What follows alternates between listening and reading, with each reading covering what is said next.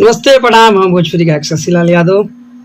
आप सभी तमाम जितना भी हमारे फेसबुक मित्र बानी जो लोग जुड़ल बानी जो लोग बाद में देखें लाइव के सबके प्रणाम बा। और आज हमारा खातिर बहुत ही अच्छा बात बा और आप सब भी सुन तो शायद अच्छा लगी। हम चाहे कि एक बार तुम शेयर लगा दी, एक बार शेयर लगा दी। और अभी हमारे लाइव से कृष्णा भाई जुड़ल बानी और जो कि हमारे दिल के टुकड़ा है कृष्णा भाई जुड़ल बानी। अनिल अनुराग जी हमारे अनिल भाई जुड़े हुए हैं। भत्तार बलात्कार के आरोपी बार रंगोली फिल्म दिल्ली चैनल पे आप सब गाना के सुनिए, अभी जस्ट रिलीज हुई बा। अब एक बार आप सब रंगोली फिल्म दिल्ली चैनल के नाम आप सब यूट्यूब पे जाके सर्च करिए या शशिलाल यादव रंगोली फिल्म गाना आई, आप सब सुनी गाना के। और बहुत जल्द होकर वीडियो भी आवे वाला बा। रंगोली फिल्म से कंटिन्यू गाना आवा था अपन। और अभी एक गाना जो हम सुबह रिलीज हुई बा हमके बहुत अच्छा लागल भैया, वो गाना आप सबके सुनावे के चाहते हैं। अश्लोक फिल्म भोजपुरी चैनल के नाम है Ashlok music film. Ashlok music film channel के नाम है। आप सब यूट्यूब पे जाके अश्लोक म्यूजिक फिल्म्स जब सर्च करें तो चैनल आई और ऊपर ही गाना बा अपन। यश भाई का लव आ रहा है उधर से। भैया आपका गाना नहीं आ रहा। भैया गाना तो हमेशा आवा था भैया, रोज गाना आवेला।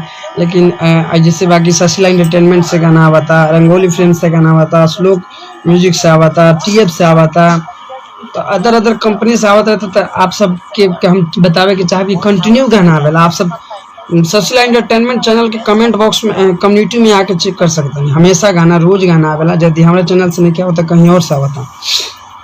और पहले लगा था एक जगह से नहीं आवत, लगा था आप सबके तुरंत नोटिफिकेशन जाता लगा। अब थोड़ा सा अभी खेसारी म्यूजिक वर्ल्ड से भी अपन वीडियो छूटे वाला बा, खेसारी भैया के चैनल से। तो अब जे लोग बा हम लाइव आके बताए। और हमारे MD आशिक मेरा भाई भी जुड़े हुए हैं। तो आप सब एक बार अभी continue Ashlok music, Rangoli film, Shashilal entertainment, Lotus music और TF कंपनी, ये सब कंपनी से हंसा म्यूजिक भोजपुरी, हंसा भोजपुरी, ये सब कंपनी से कंटिन्यू गाना हुआ था भैया।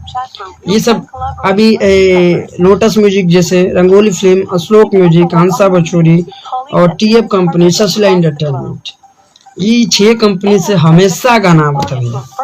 और हम चाहे कि आप सब एक तनी शेयर लगा दी, प्लीज एक शेयर लगा दी और आप सबके हम वीडियो दिखावते हैं। हाँ, और बहुत खुशी के बात बा कि हमके लागत था कि चंपारण में पहला ही सिंगर बनी। अपने आप के उतना ना करेक्ट बल्कि आप सब चेक भी कर सकते हैं। जेकर देखिए ब्लू टिक मिल गया मेरे पेज का, वेरीफाई भी हो गया। देख सिंगर शशिलाल यादव जौना ID से हम लाइव बनी, ये ID फेसबुक ने इसको वेरीफाई कर दिया। आप सब देख सकते हैं वीडियो रिलीज भइल बा।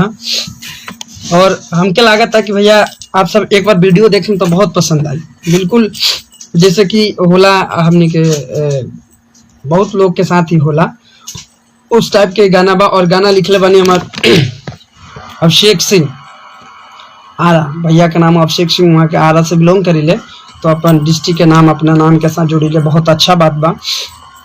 और ये अश्लोक म्यूजिक फिल्म से गाना रिलीज भइल बा। तो आप सब यूट्यूब पे आप सबसे विनती बा कि यूट्यूब पे जाके शशिलाल यादव अश्लोक म्यूजिक भी लिखे तो आ जाएगा ना तो शशिलाल यादव न्यू वीडियो।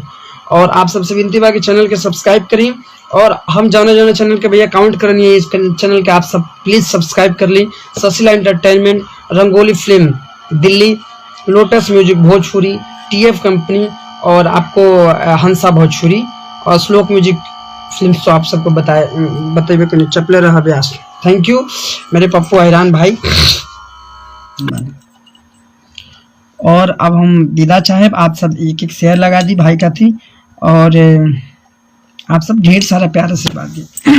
और चैनल के ध्यान में रखें Lotus music Bhojpuri, Shashilal entertainment, Shlok music films, Rangoli films, SS film Motihari, Shera film Motihari, Shashilal entertainment, हंसा भोजपुरी, ये सब चैनल से कंटिन्यू, TF कंपनी, ये सब चैनल से कंटिन्यू, खेसारी म्यूजिक वर्ल्ड, ये सब कंपनी से कंटिन्यू गाना होता भैया।